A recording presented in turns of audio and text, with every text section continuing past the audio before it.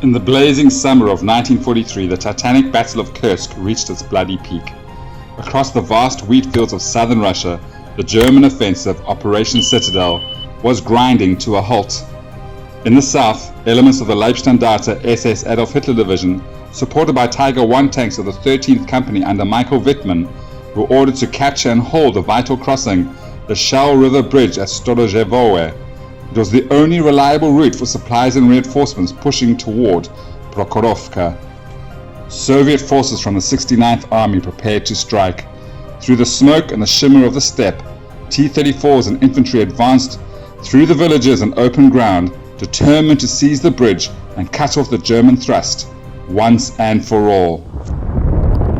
Welcome back to Lessons from the Front, as today Dom and I recreate elements of that desperate engagement, a fight for control of a single bridge on the Psel, where courage, firepower, and the roll of the dice will decide the day.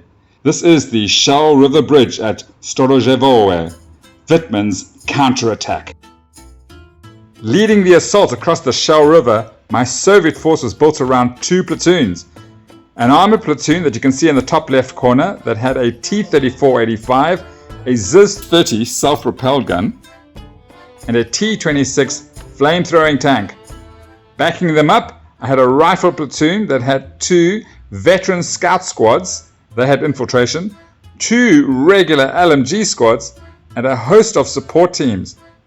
A sniper team, a forward artillery observer team, 2 anti-tank rifle teams, 2 dog handlers with dog mines, and a small 3-man command team to keep them going forward. Special note though, no dogs were harmed during the making of this video. Facing my Soviets, Dom commanded a formidable Waffen-SS force organized into 2 platoons.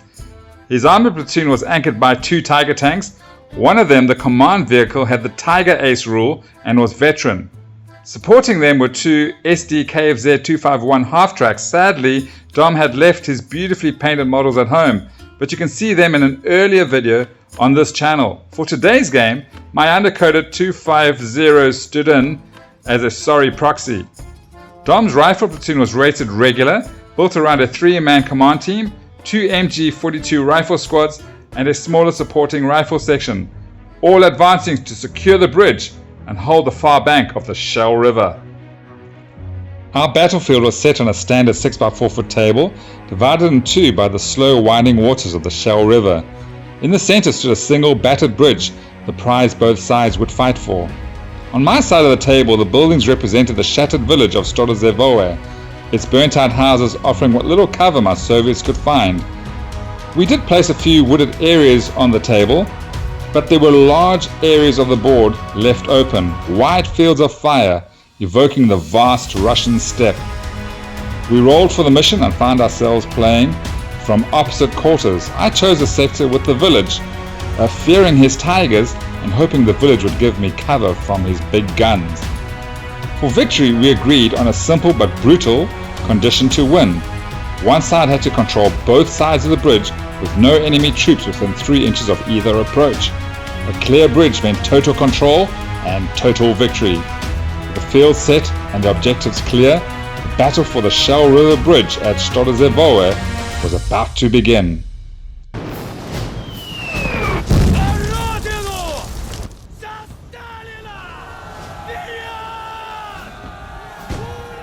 As turn 1 began, I made a cautious choice to advance into the village of Storojevoe rather than risk open ground against Dom's 2 Tigers. My plan was fairly simple: use the buildings as cover, move my infantry in close, and strike where the Tigers couldn't bring their heavy guns to bear.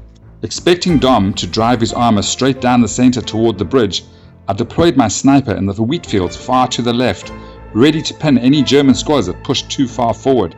My forward artillery observer took position in the woods near the bridge, planning to call fire on the buildings across the river, the ones I was sure Dom would turn into strong points for his outnumbered infantry. But Dom had other ideas. Instead of advancing head-on, both Tigers rumbled onto the battlefield from the flank, crossing the Psel in a sweeping maneuver that caught me completely off guard. The Tigers' opening fire swept my sniper team from the table before they'd even fired a single shot. Meanwhile, my scout squads, using their infiltration rule, had already slipped across the river, threatening Dom's infantry positions and forcing him to divide his attention. By the end of the first turn, most of my army had pushed into the center of the village, while one anti-tank rifle team covered from among the buildings. The other anti-tank rifle team and the dog mine handlers used the nearby woods as cover, keeping low and waiting for the Tigers to draw nearer. On the far bank, Dom's infantry had dismounted from their 251 half-tracks and moved into their buildings, turning them into makeshift bunkers overlooking the bridge. Turn 1 ended with both sides bracing for the storm, the bridge still untouched, but the shell already running with smoke and fire. Turn 2 opened with frustration. The artillery barrage I'd called in at the end of Turn 1 failed to arrive, their guns silent when I needed them most. Across the river, Dom, ever the calculating commander, pressed one of his Waffen SS squads out from a building and advanced into the Psel River itself, using the bridge as a shield.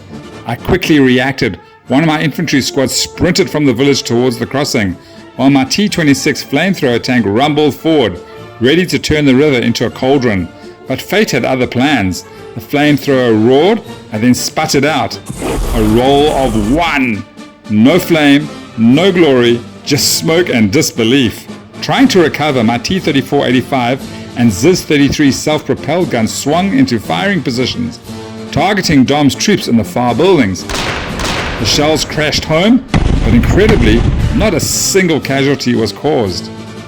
Meanwhile, my squads pushed deeper into the woods, pinning Dom's half-track that was still carrying a squad and his command team. But on my flank, disaster was brewing. Both Tigers advanced with purpose, one sweeping into the wheat field where my sniper had fallen earlier, the other covering his flank. Their guns spoke almost in unison, and my forward artillery observer team was obliterated. A precision blow, textbook German coordination under Dom's command. And then came catastrophe.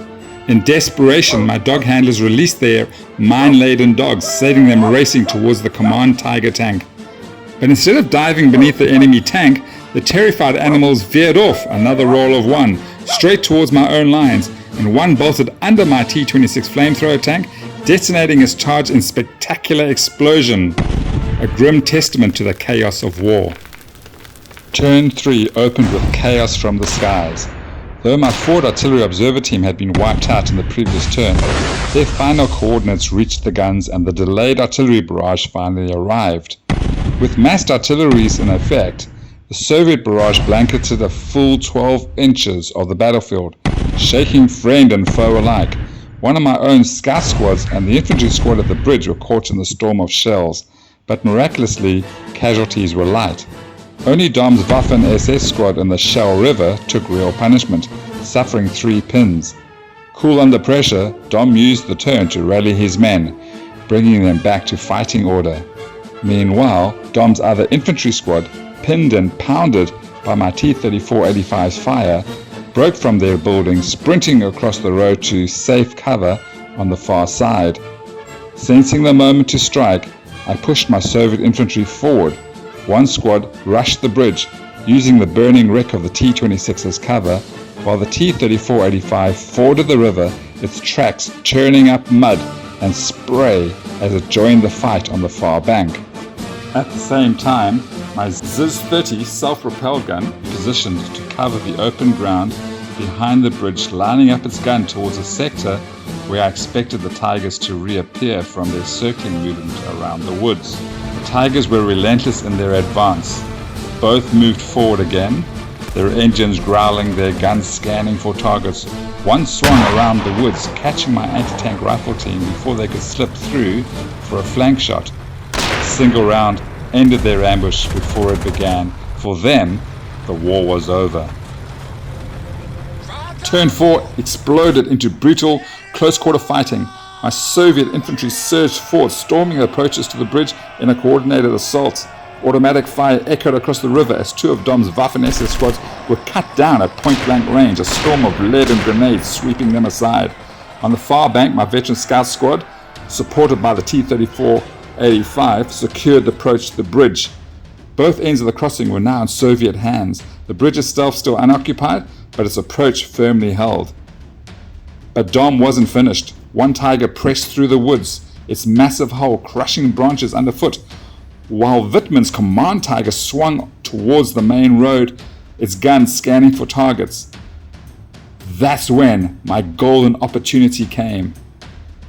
My ZIS-30 self-propelled gun, having been on ambush, fired its 57mm gun, and with 2 good rolls I had a direct hit and I punched through the Tiger's side armor. And then disaster. I rolled a 1 on the damage table. Can you believe it? No damage to Wittmann. Wittmann's Tiger shuddered, its paint scorched, but the crew lived. The ace himself slipped away by the narrowest of margin. The monster went down, but hope flickered. Its side armor remained vulnerable to follow-up fire from my T-34 and ZIS-30, with Turn 5 beckoning. Turn 5 opened with both sides trading desperate, high-stakes fire. My ZIS-30 and T-34-85 zeroed in on Wittmann's command Tiger, still pinned and showing its flank on the road. 2 side armor shots rang out, both misses. The Red Army gunners had the range, but not the luck. Across the line, my infantry consolidated their positions on both sides of the bridge, tightening their hold and preparing for the inevitable counterattack. The crossing was secure, but the battlefield was far from safe. Dom's Tigers advanced once more, engines roaring as they pushed towards the southern end of the bridge. Their 8.8cm KWK-36L/56 guns thundered, but even those famed weapons missed their mark, side shots glancing past my T-34-85. Turn 6 brought one final exchange of fire. My medium guns, the T-34 and ZIS-30, fired again and again, but failed to even pin the German armor.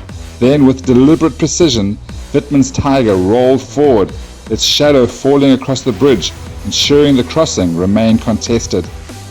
When the smoke cleared, neither side held full control. The Soviets had fought their way to the bridge, but the Tiger still commanded the open ground, a brutal, balanced clash, ending in a hard-fought draw on the banks of the Psel River.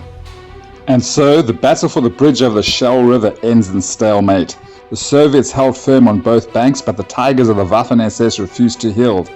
A fitting reflection of the wider struggle at Kursk, where even the might of the German panzers could not break the Red Army's resolve. In the end, Operation Citadel faltered not through a lack of courage, but under the sheer weight of Soviet resistance and the brutal reality of the Eastern Front, much like our tabletop battle today. A huge thank you to my opponent Dom for being such a skilled and sporting commander, and to Expedimix here in Singapore for being wonderful hosts. If you enjoyed this battle, please share the video to help this humble channel as it approaches 1,000 subscribers. Your support really makes a difference. Until next time, happy gaming!